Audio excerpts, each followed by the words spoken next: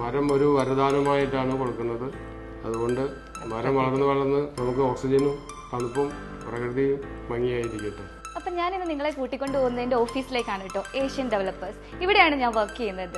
നിങ്ങൾക്ക് ഇവിടുത്തെ ഒരു അറ്റ്മോസ്ഫിയർ നോക്കിയാൽ തന്നെ കാണാം, വളരെ കാം ആൻഡ് ക്വയറ്റ് ആയിട്ടുള്ള ഒരു പ്ലേസ് ആണ്.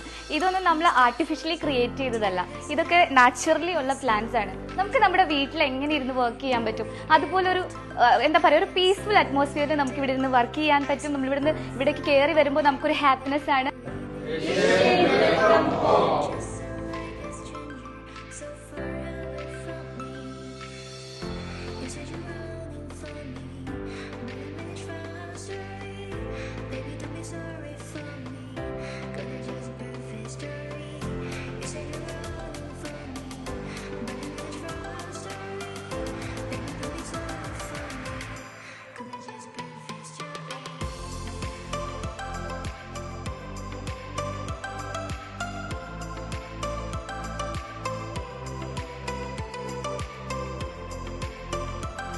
ഒരു വീട് വാങ്ങാൻ സ്ഥലം വാങ്ങിച്ചു കഴിഞ്ഞാൽ, സ്ഥലം വാങ്ങി അതിലൊരു വീട് വെക്കുന്നതിന് മുമ്പേ തന്നെ നമ്മൾ ഒരു തെങ്ങോ അല്ലെങ്കിൽ ഒരു മരമോ എന്തെങ്കിലും അവിടെ നട്ടിട്ടുണ്ടായിരുന്നു. ജൂൺ 5 ലോക പരിസ്ഥിതി ദിനം.